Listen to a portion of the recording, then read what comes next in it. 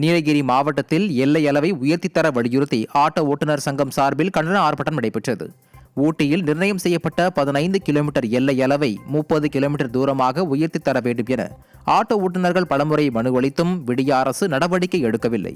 இதனை கண்டிக்கும் விதமாக ஆட்டோ ஓட்டுநர்கள் மற்றும் உரிமையாளர்கள் முன்னேற்ற சங்கத்தினர் ஊட்டி ஏடிசி சந்திப்பில் கண்டன ஆர்ப்பாட்டத்தில் ஈடுபட்டனர்.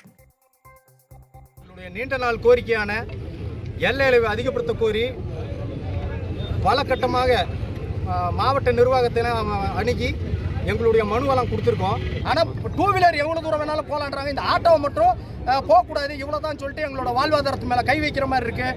முடக்கிறாங்க எங்களோட வாழ்வாதாரத்தை. வர சீசன்லலாம் எங்களால் ஆட்டோவை ஓட்ட முடியாது. என்ன காரணம் வந்தாலும் சரி ஆட்டோவை மட்டும்தான் நசுக்கிறாங்க. அதனால் உடனடியாக இந்த அரசாங்கம் மாவட்ட நிர்வாகம் எங்களை கூப்பிட்டு பேசி இந்த எங்களோட வாழ்வாதார பிரச்சனைக்கு உடனடியாக தீர்வு காணணும்னு சொல்லி இதன் மூலிமா தெரிவித்துக் கொள்கிறேன். தருமபுரி மாவட்டத்தில் அரசு பேருந்து தாமதமாக வந்ததால் பள்ளி மாணவர்கள் ஆபத்தான முறையில் பயணம் செய்தனர். பாப்பிரெட்டிப்பட்டி அடுத்த மாரியம்பட்டி கிராமத்தில் தார் சாலை வசதி இருந்தும் பேருந்து வசதி இல்லாததால் மக்கள் பெரும் அவதிக்குள்ளாகினர். தொடர்ந்து இப்பகுதிக்கு பேருந்து சேவை தொடங்க வேண்டும் என கிராம மக்கள் வலியுறுத்தியதை தொடர்ந்து பேருந்து சேவை தொடங்கப்பட்டது. இதையடுத்து அரசு பேருந்திற்காக பல மணி நேரம் காத்திருந்த பள்ளி மாணவ மாணவிகள் ஆத்திரமடைந்து தனியார் பால் வாகனத்தில் ஏறி ஆபத்தான முறையில் பயணம் செய்யும் அவல நிலை ஏற்பட்டுள்ளது.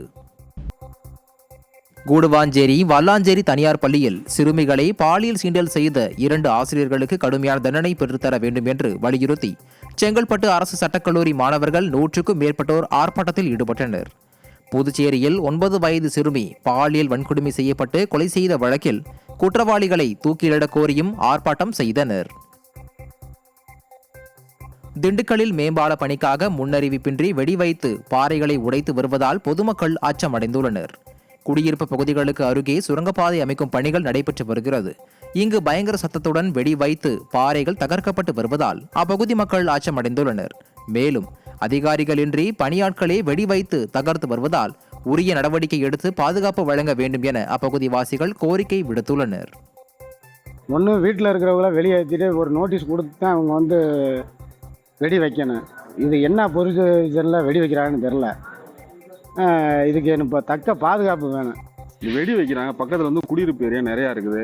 அது பர்மிஷன் வாங்கிட்டு வெடிக்கிறாங்கன்னு எனக்கு தெரியல. அது இருக்கிற ஆளை பூரா காலி மருந்து விட்டுட்டு இப்போ வெடிச்சாங்கன்னா பரவாயில்ல.